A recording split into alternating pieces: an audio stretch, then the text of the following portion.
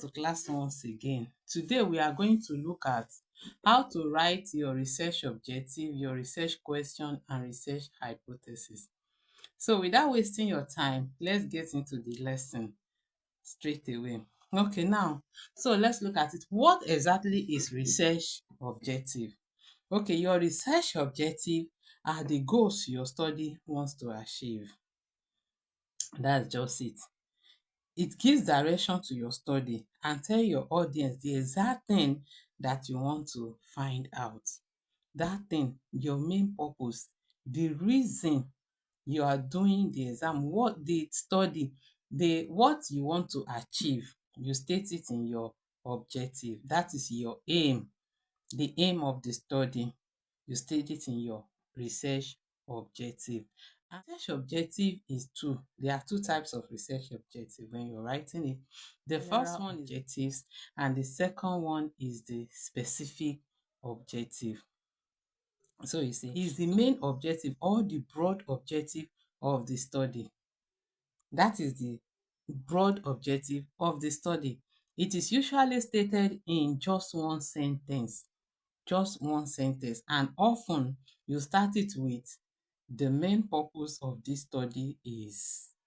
You now state it, the purpose, the aim, you state it.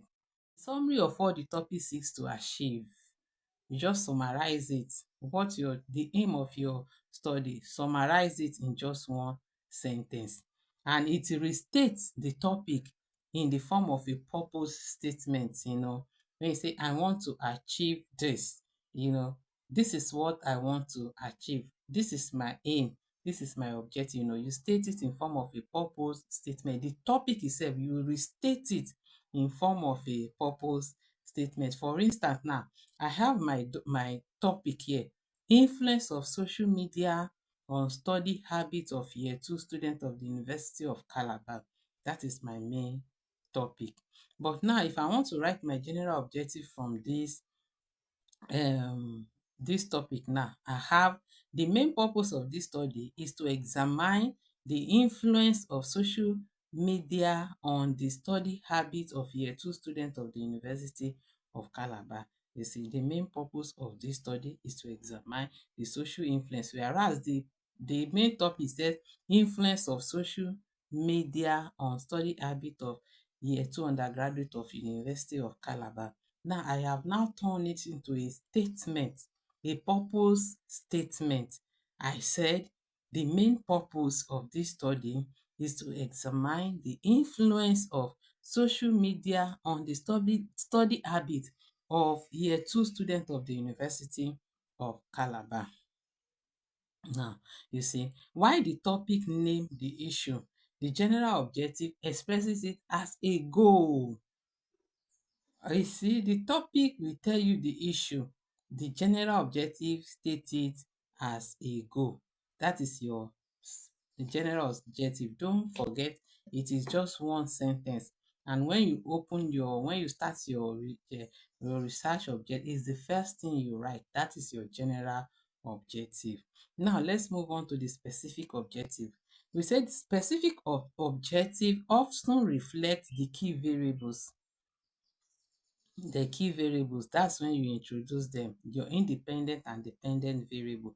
You already talked about them in your background of the study. You have elaborated on them, you have introduced them. So here now you are turning them also into a purpose statement also, but they are now specific. Those are the specific outcome you want in your study. So they are smaller, they are measurable assertion. They are smaller and measurable assertion, focusing on aspects of the independent and dependent variables. And your specific objective is majorly between 3 to 5 points. For undergraduate students, it's mostly 3 points. Some people do 5, but mostly is 3 points. But if it's a postgraduate program, you do more than that. But here we are talking about undergraduate project. So you do between 3 to 5 points, but mostly just leave it at 3 points. And it usually starts with verbs like to examine, to assess, to determine, to investigate, to find out. That's how most time dey start it. For example, from the above topic of the influence of social media on study habit of year 2 student of the University of Calabar, specific objective could be, from that topic, our specific objective could be to determine the extent of social media use among year 2 undergraduate students of Unica. That is number one. We can say number two, to examine the effect of social media use on student concentration while studying. Then number three, we can say to assess the relationship between time spent on social media and student academic performance. So you see, we are now interacting between the variables, both the dependent and independent variables.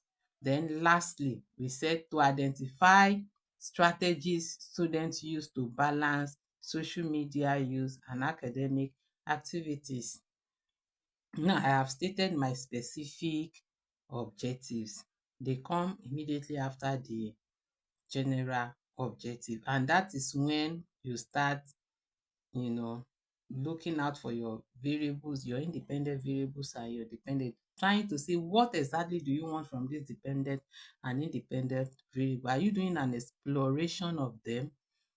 Are you looking at the relationship between the both of them, or you are looking at how the independent affect the dependent, or how dependent is the dependent variable on the independent? This is where you spell them out from the way you state the specific objective. So that is it. It's just easy, just for you to, don't make your objective too ambiguous, don't make it too broad. Just follow step by step. And remember, the way you ask your the way you state your objectives, you don't state it in a question form, it's in a purposive statement. State it that way, they follow from the general to the specific. You are done with your general objective. It's just as simple as that. I hope you understand me. Now, research question. Let's move over to the research question. What exactly are research questions? We say they are the questions your study want to provide answer to. Question. Shey when you are asked question, you answer now. So we say research question. They are the questions that led to your study and you are trying to provide answer to them. Those are your research question. Now mind you, they are derived directly from your stated specific objective. Students used to make some mistakes. They have a different general objective. When you look at their research question, it doesn't flow, but it's supposed to flow right from your statement of problem to your objective to the research question to the hypothesis. It's the same song you're singing. It's the same, but in an orderly manner.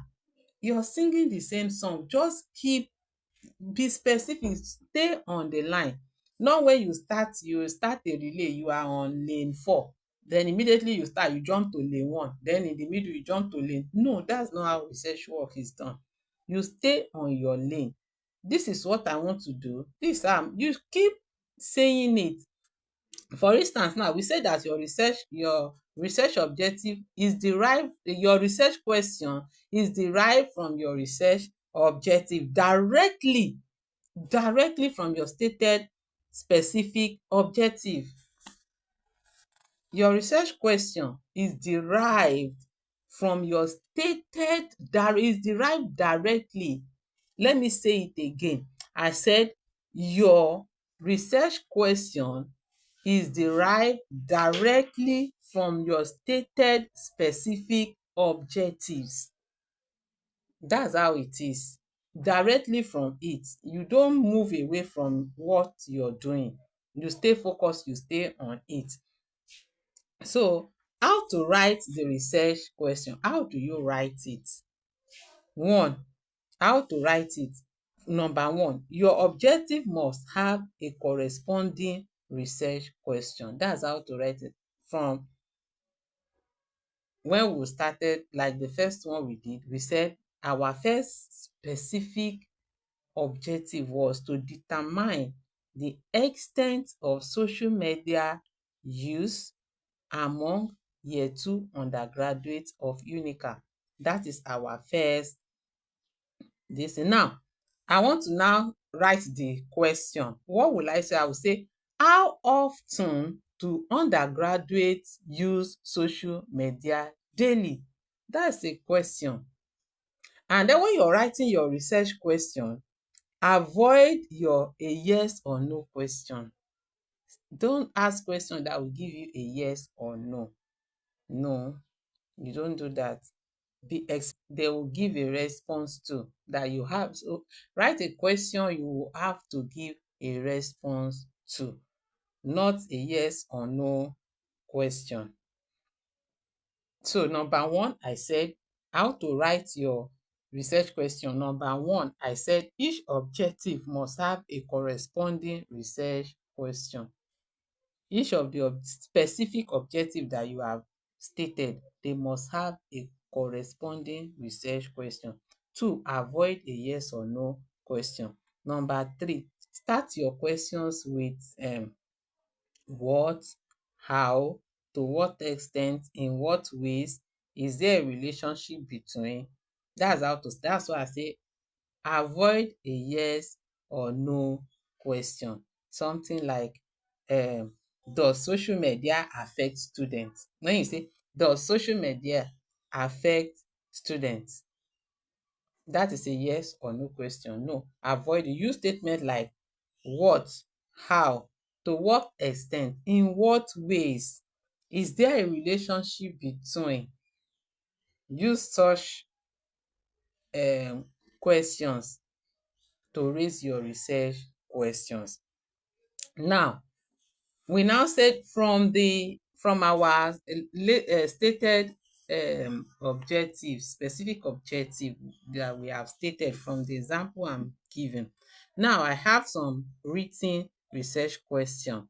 I've said the first one, from our first, we said the first specific objective was to determine the extent of social media use among year two undergraduate of Unica. Now, to that particular one, I want to raise a corresponding research question. I now say, how often do year two undergraduate of University of Calabar use social media daily? That's a raised question. The second one, I said, to examine the effect of social media use on student concentration while studying. That is the second specific objective. I said to examine the effect of social media use on student concentration while studying. Now to this, a corresponding research question will be, what is the relationship between social media use and time management? This is measurable. You can measure time management. So it's measurable. You don't ask does social media use affect students? No, that is a yes or no question, and that's what I'm trying to let you know. So the third one, my third specific objective, I said to assess the relationship between time spent on social media and student academic performance. To assess the relationship between time spent on social media and student academic performance. And to this, my research question is, to what extent does social media use affect student concentration while studying? You see the way I'm stating mine. Then to the fourth one, I said to identify strategies students use to balance social media use and academic activities. Then to this specific objective, I wrote my research question now is, what strategies do students use to balance social media and academics? Say you see what strategies. So I'm trying to find out answers to these questions. So that is it. You state it from your specific objective, just raise your research question, and that is done. So what are the common mistakes to avoid when writing your research question? The first one, I've said it: avoid a yes or no question. Avoid it. When you ask a yes or no question, it makes your study shallow. It's too shallow. It will make it too shallow. Instead, you ask to what extent, instead of a yes or no. So you ask to what extent. Now they say your not linked objective again are common mistakes that students make. You have to make your, I told you that your research question flow directly from your specific objective. So if you have a specific objective and you are going to write something else in your research question, then it doesn't flow. So they should be linked. They should be linked. Your research, your specific objective and your research questions should be linked together. They must flow and follow steps. And then too broad, don't bring out too broad question, e.g. how does education affect society? How do you want to do that one? How do you want to? It's too vague, so you cannot do it. So you don't do that. So the fourth one is ambiguous language.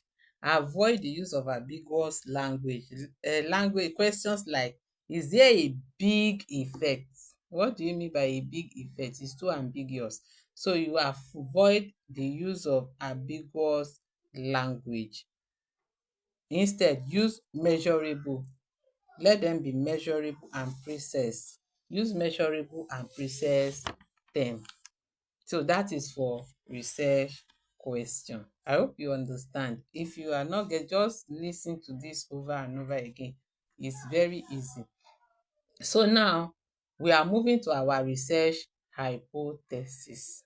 That they flow: statement of problem, research objective, research questions. Now hypothesis.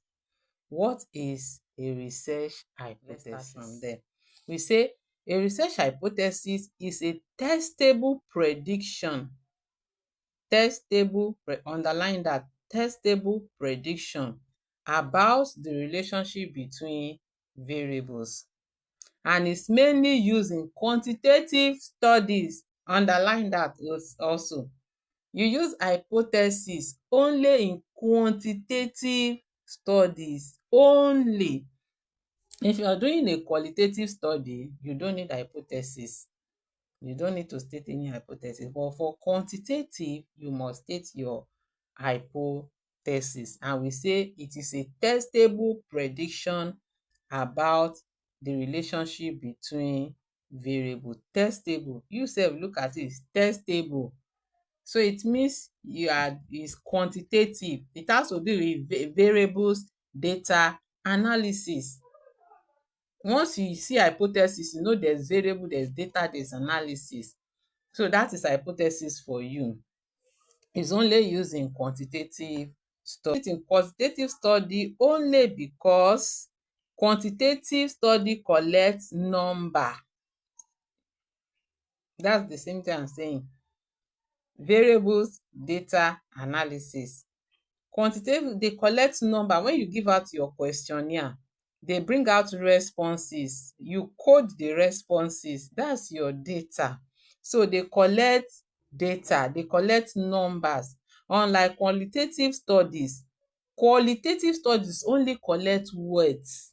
You go and do interview, you see it, you record interview, you come and listen to it and interpret it. But for quantitative, you give out your questionnaire, your instrument, and you see they give you responses and you code them in numbers. So you collect numbers. Quantitative study collects numbers, while qualitative studies, they collect words. So that is why the hypothesis of a thing is only related to quantitative studies, in which you have your variables, you collect your data, and you do analysis. So don't get confused. If you are doing a qualitative study, you do not require the hypothesis statement. Now, I want us to know that most undergraduate project is quantitative. Most, that's why you see most throughout my experience, my research writing experience, I have never seen one undergraduate project that is qualitative.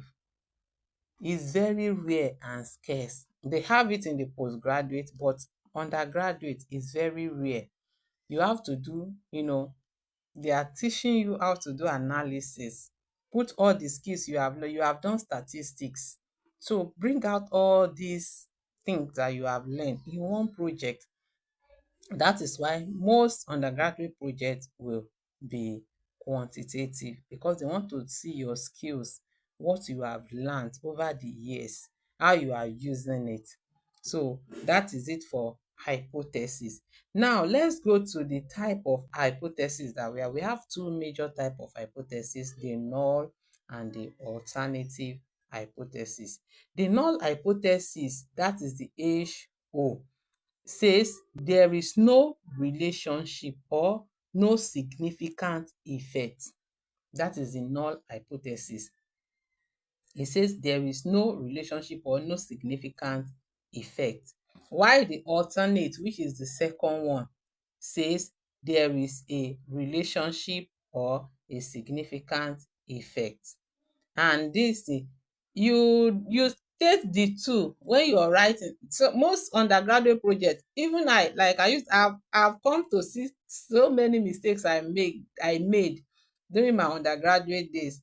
I only went and stated the null hypothesis. It is not right.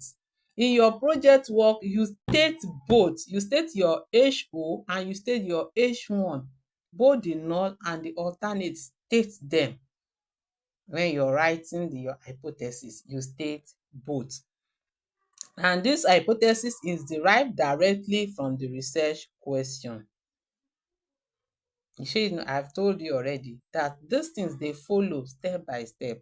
You write your statement of problem, you bring out your objective, you bring out your research question. The next one, you write your hypothesis. Is derived directly from your hypothesis. Now, let me state an example from the example we have been using. Now, I said my HO from my example. There is no significant relationship between social media use and time management among undergraduates of University of Calabar. That is my null hypothesis. There is no. Then for the alternate hypothesis, I wrote there is a significant relationship between social media use and time management among undergraduates of University of Calabar. You see, there is. The other one, they know there is no. So I stated both. If you have 3 points, you should have 6 stated hypotheses. If you have 4 points, you must have 8 stated hypotheses. You don't do 2 maximum, just you can do 2. Yes, it's allowed. You can do 2 points, 2 specific objectives. You can do that. So if you're doing 2 specific objectives, you are having 4 stated hypotheses, 2 null, 2 alternate. That is it for hypothesis, and it must come directly from your research questions. You don't do mistake, you write a different research question. In some project work, when I see some project work, I'll just smile. I know all of us are learning. I was like that also. I was like that. So you read the statement of problem, then when you get to objective, the person will deviate and be saying something else. You get to research question, you see questions, you don't even understand what the person is saying, what the student is saying. You see, and then when they come to hypothesis, there's nothing to write home about. No, I've just taught you how to do it in an orderly manner. So let's just look at the rule of how do you arrange from the statement of problem to the hypothesis. How do you arrange them? The simple arrangement is statement of the problem, the objective, research question, and finally the hypothesis. They are connected, they are interconnected, and that is the order they should appear. Don't write statement of the problem, you come and write hypothesis, you say because they are, no, it's not like that. You put them orderly, you write them orderly. Statement of the problem, the objective, the research question, finally the hypothesis. They should appear in that logical sequence. Let them appear like that, both in your research proposal and in your final project. That's how they should be written. As it matters because the statement of the problem is the foundation that shows why the research is needed. You see, so that is it. And it identifies the issues or gap that needs to be studied. Then followed by the research objective, which flows directly from the problem stated. They state what you want to achieve in order to address the problem. Then the research questions follow logically like that. After that, your research hypothesis.